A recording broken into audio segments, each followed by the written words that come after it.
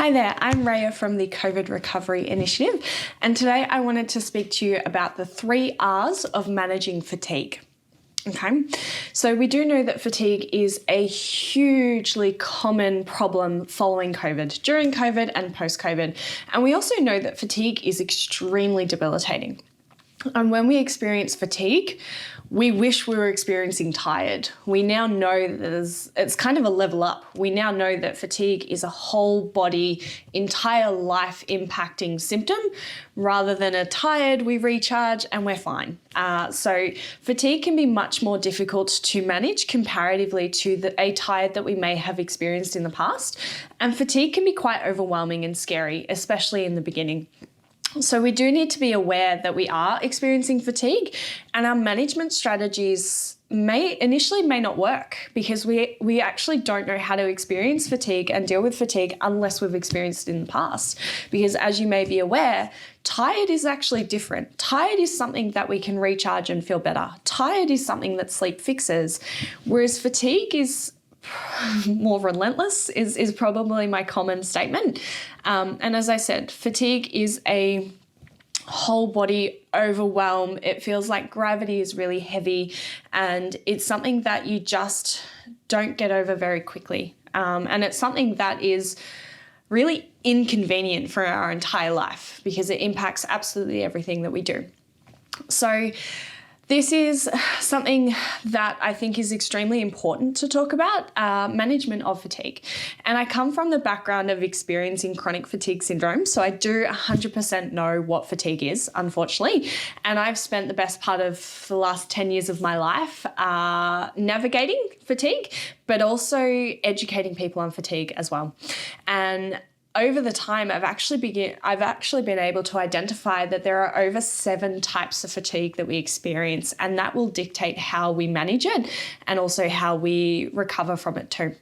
So I'm not going to go into that today, that will be another video, but I want to talk to you about the 3 R's of management of a fatigue status. Now, the first is routine. Routine.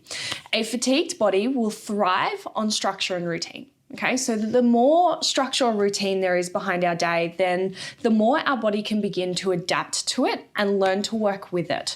Versus when there is chaos within our symptoms too. Versus when we have routine, we're able to identify what our baseline level of symptoms are or our baseline level of capacity is, and we're able to begin to work with it rather than constantly working against it and sort of feeling like we're hitting our head against a brick wall. And sometimes it does feel like that too. So by routine, I mean routine around our food, our hydration, our rest, our sleep, and our activity. Now, it's not military style routine. It doesn't have to be down to the second and down to the minute, but it needs to be an overall routine behind the day. Okay, and this is important, as I said, so that your body can begin to adapt to something, so that you can begin to stabilize, so that your symptoms aren't constantly fluctuating and ebbs and flows behind how you're feeling. Okay, so again, it's going to be a flexible routine. It has to be, because we do know we experience good days and bad days. We have appointments, we may have life admin, work, different responsibilities. So we do know that routine will change, but routine needs to be a major focus. Okay. The second R is recharge. Okay. And by recharge, as I said before, navigating fatigue is a little bit different to tired. Tired means that we probably sit down, we watch a movie, we go to sleep, we wake up the next day feeling okay. Versus fatigue is a different entity on its own. And as I said, we can actually experience different types of fatigue. And the fatigue that we're experiencing will dictate what we actually need to do about it. And the trigger of the fatigue will therefore tell us the recharge modality. So from a recharge perspective, there are actually 4 different ways that we can recharge, and there's probably actually many more, but we can recharge physically. So that is what it sounds like when we're being physically quiet or sedentary, versus mentally recharging. So when we're not doing problem solving and life admin things, when our brain can just shut off for a little bit. There is emotional recharging. So when we're able to take a step away from our stresses and able to just gently settle and calm and be mindful and have quiet time, essentially. And then there is environmentally recharging. So that could be that you've been in a busy shopping centre and you're coming home and just controlling the elements and, turning on the TV or turning on some subtle, gentle music, or actually having complete quiet time. But environmental recharge is recharging from our external circumstances, our external triggers around us.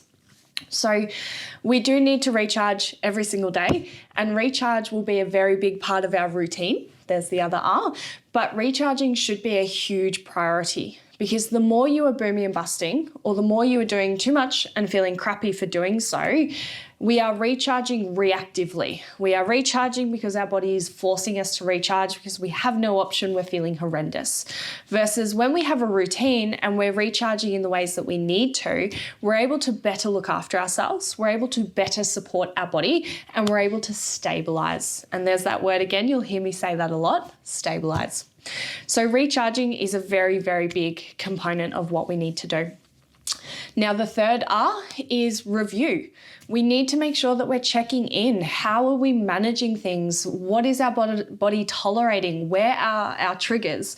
As you're aware, following COVID, it's always changing. It's forever changing, and it's really important that we're able to go with the flow and adapt as needed. So being able to be aware of what's changing, what are our triggers, what are our recharge modalities, what does our body need of us? So a check-in or a review is really extremely important. Now, sometimes we might check in daily and just check in and go, do I have capacity for this today? Or we might check in weekly and go, how am I tracking at the moment? Am I quite stable? Or am I booming and busting? Am I quite up and down? Are my symptoms all over the place? And if so, that's where we need to review what's working well for me and what isn't working well for me at the moment, and how can I work towards having better balance of looking after myself. Okay, so that's a very quick summary of how to manage fatigue. It is not that linear. It is not that easy. Fatigue is very transient. It's ever changing, and it's really important that we're aware of that. If you have any questions, I would like to say I'm a fatigue specialist. Fortunately and unfortunately, I'm not too sure. But if you have any questions, do feel free to comment below. But that is one of the reasons that we started the COVID recovery initiative. We saw post-viral syndrome, we saw post-viral fatigue, and we knew that we needed to help people alongside this, because if you haven't experienced fatigue before, it can be quite scary. And I say that firsthand. So if you're feeling scared, if you're feeling overwhelmed, if you have questions, please reach out. We've actually developed an online program to help people navigate their symptoms of fatigue. So if you have any questions, comment below. Or if you know someone who's experiencing fatigue and they're a little bit overwhelmed, get them to watch this short, sweet video helping them just take gentle management strategies towards management of their fatigue so that it can feel less and less overwhelming. So I encourage you, if you found this video helpful, then share it. More people need to know about fatigue, and we need to help and assist people through it. Have a great day.